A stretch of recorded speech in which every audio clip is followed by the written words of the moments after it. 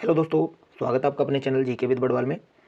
दोस्तों ये क्लास आपकी बंद दरोगा मुख्य परीक्षा के लिए ली जा रही है, यानी कि इसके बारे में हम बताएंगे आज आपको। जो भी आपने थंबनेल में देखा है कि इसकी डेट क्या रहने वाली है, कब से ये फॉर्म भरे जाने हैं और इसमें पोस्ट टोटल कितनी है, क्वालिफिकेशन आपकी क्या रहने वाली है, क्वालिफिकेशन क्या मांगी है इसके अंदर ये भी बताएंगे, और टोटल फीस आपको कितनी पे करनी है इसके अंदर ये भी बताने वाले हैं, और इसमें सिलेबस क्या रहेगा।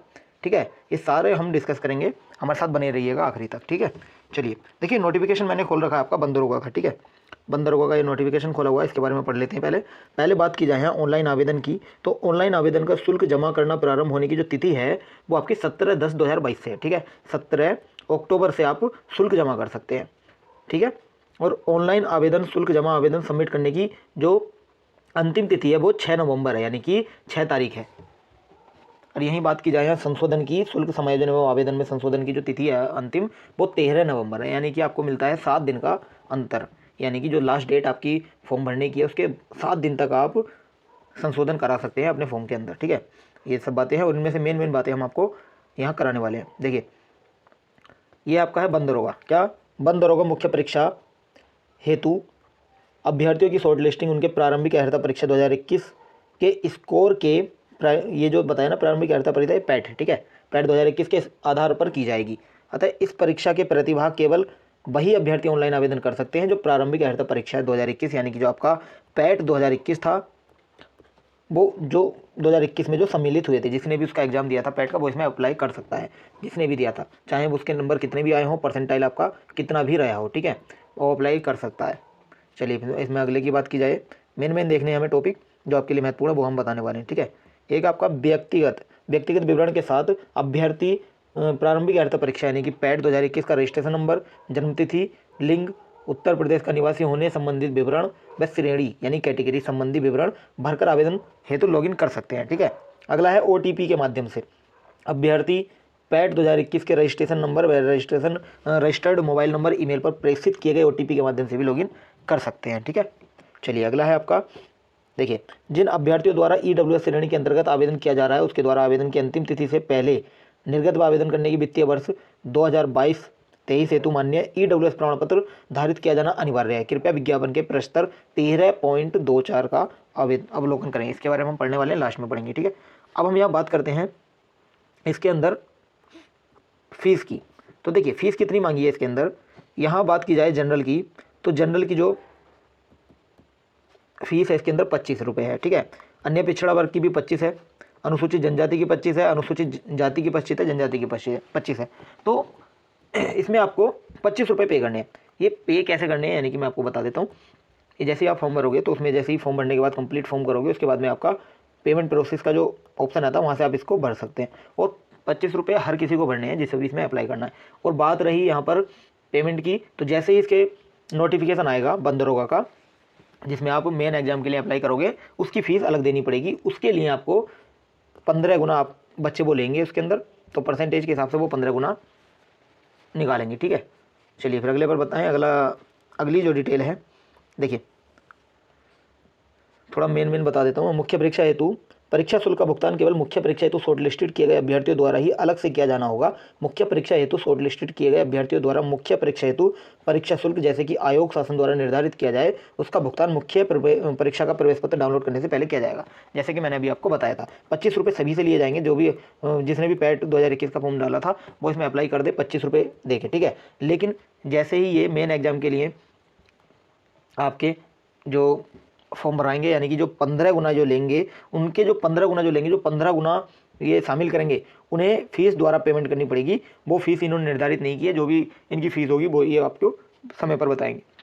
चलिए अगले की बात की जाए तो देखिए इसके अंदर क्या है, नाम में बरतने की गलती यानी कि अभ्यर्थी द्वारा अपने आवेदन पत्र के निम्नलिखित विवरणों को संशोधित किया जा सकता है। उक्त के अतिरिक्त अभ्यर्थी को आवेदन में किसी अन्य विवरण को संशोधित करने की अनुमति नहीं है। अनुमति किस किस चीज़ में नहीं है, नाम में नहीं है, नाम में आप संशोधन नहीं कर सकते, पिता के नाम में या पति के नाम में नहीं कर सकते, पत्राचार के पता में नहीं कर सकते, जो एड्रेस होता है, अन्य व्यक्तिगत विवरण जैसे EWS और क्षैतिज आरक्षण की श्रेणी में जो आते हैं DFFS, एक्स सर्विसमैन, PH, उत्कृष्ट खिलाड़ी, इनके भी इसमें आप नहीं कर सकते। और जैसे जाति की श्रेणी जैसे सामान्य, अनुसूचित जाति, अनुसूचित जनजाति, अन्य पिछड़ा वर्ग जो होता है इसमें आप कोई भी परिवर्तन नहीं कर सकते हो। जेंडर में या लिंग में कोई परिवर्तन आप नहीं कर सकते हो। और आपका आवेदन में अनिवार्य अधिमानी अर्हता संबंधी दर्ज किया गया विवरण। ठीक है, ये देख लेंगे।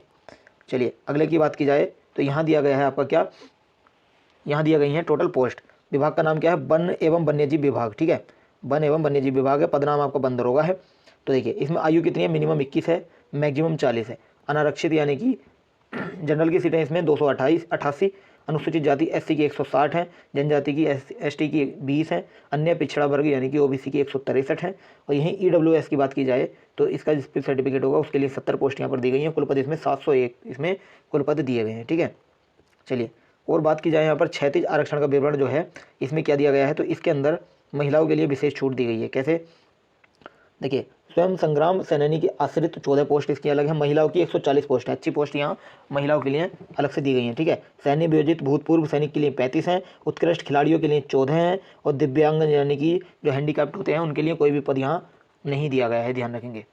चलिए और अगर मेन पे बात करें तो यहाँ देखा जाए तो रिक्तियों की जो संख्या है वो घट बढ़ सकती है, यानी कि घट भी सकती है संख्या में और बढ़ भी सकती है, आपको ध्यान रखना। आयु सीमा की बात की जाए तो अभी बताया था मैंने कि मिनिमम 21 वर्ष होनी चाहिए। कब, 1 जुलाई को 21 वर्ष होनी चाहिए, प्राप्त कर लियो, और 40 वर्ष से अधिक आयु प्राप्त ना हो, ठीक है। वो तदनुसार आयु गणना की निर्णायक तिथि जो है 1 जुलाई 2022 से आपको लगाना है साहब, ठीक है। चलिए अगला है आपका, यहाँ दी गई है फिजिकल, क्या, शारीरिक मानक परीक्षण एवं शारीरिक स्वास्थ्य परीक्षण। चलिए फिजिकल की यहाँ बात की जाए तो फिजिकल में क्या क्या मांगा है, पुरुष के लिए 163 सेंटीमीटर की ऊंचाई होनी चाहिए, और सीने का घेरा यानी कि पूरा फुलाने पर यानी कि 84 सेंटीमीटर ये होना चाहिए, यानी कि फुलाव के साथ साथ बताया इसमें 84 सेंटीमीटर, जिसमें 5 सेंटीमीटर का फुलाव इसमें शामिल है। महिलाओं की 150 सेंटीमीटर ऊंचाई होनी चाहिए, लंबाई बोल सकते हैं, और 79 सेंटीमीटर इसमें वो होनी चाहिए, फुलाव मांगा है, ठीक है। टोटल फुलाव लगाकर सीना 79 होना चाहिए, और पुरुष के अंदर 84 होना चाहिए, ठीक है, ध्यान रखेंगे।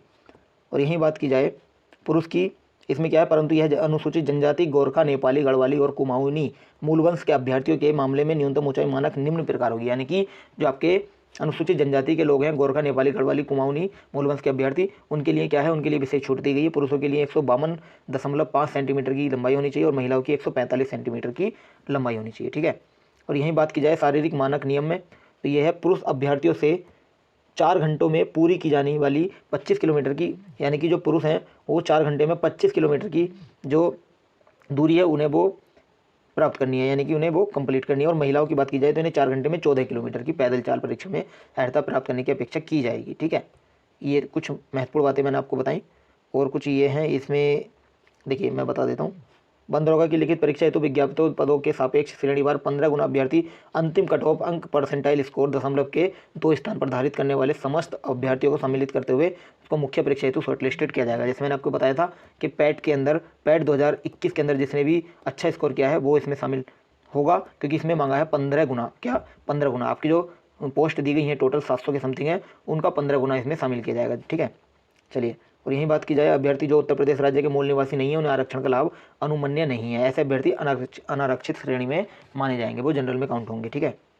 चलिए कुछ ये बातें थी आपकी, और डिटेल थोड़ी सी मैं आपको बता देता हूँ, कुछ आपकी रह गई हैं, जैसे आपका सिलेबस के बारे में कुछ डिटेल रह गई हैं, सिलेबस के बारे में रह गई। सिलेबस देखिए इसका कोई अभी निर्धारित नहीं किया है, ठीक है। तो सिलेबस क्या रहने वाला है, तो देखिए मैं पिछले सिलेबस की बात करूँ तो पिछला सिलेबस में आपका हिंदी पूछा गया था, ठीक है, हिंदी पूछा गया था, एक आपका जनरल नॉलेज पूछा गया था, ठीक है, जीके लिखिएगा, ठीक है, जीके पूछा गया था, और एक आपका पूछा गया था रीजनिंग। ये 3 आपके सब्जेक्ट इसमें आए थे, तो उम्मीद की जा रही है कि यही सब्जेक्ट आपके अभी भी देखने को मिलेंगे, ठीक है। चलिए फिर यहीं अगर आपसे क्वालिफिकेशन की यहाँ बात की जाए तो क्वालिफिकेशन इसके अंदर क्या मांगा है, क्वालिफिकेशन की बात की जाए राइटिंग पर मत जाइएगा, ठीक है। चलिए इसे काट ही देता हूँ, क्वालिफिकेशन, 1 सेकंड दीजिएगा, क्वालिफिकेशन, ठीक है।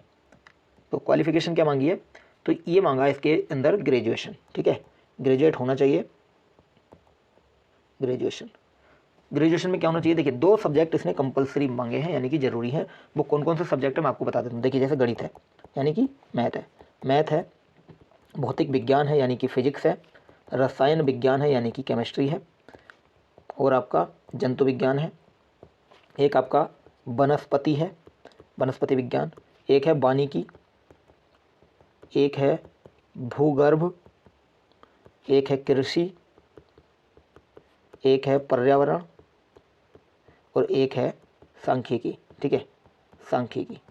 इन जितने भी, इनमें से ये जितने भी मैंने आपको सब्जेक्ट बताए, इनमें से जितने भी आपने यानी कि 2 सब्जेक्ट इनमें से कम होने आपके पास ज़रूरी हैं, अनिवार्य हैं, तभी आप इसमें अप्लाई कर सकते हो। अगर ये नहीं है तो आपके पास पशु चिकित्सा का सर्टिफिकेट होना चाहिए, यानी कि जो आपने कोर्स किया है पशु चिकित्सा में, वो होना आपके पास अनिवार्य है। और ये नहीं है तो आपका अभियांत्रिकी में स्नातक होना अनिवार्य है, ठीक है। अभियांत्रिकी में स्नातक होना भी अनिवार्य है, ठीक है, ये ध्यान रखेंगे। चलिए, यही थी कुछ बातें जो आपको बतानी थी। और जैसे ही इसका नोटिफिकेशन आता है, पूरी डिटेल आती है, आपको इसी चैनल के माध्यम से बता दिया जाएगा। तो आप हमारे इस चैनल से जुड़ सकते हैं। जुड़ने के लिए आपको सब्सक्राइब करना है, सब्सक्राइब कीजिए ताकि आने वाली सारी अपडेट आपको समय पर मिलती रहेगी। और इस क्लास को शेयर कीजिए ताकि हर स्टूडेंट तक इसका लाभ पहुंच सके और हर किसी को इसके बारे में थोड़ा पता लग पाए, बंदरों का भर्ती के बारे में, ठीक है। आज के लिए इतना ही रखते हैं। Thank you so much.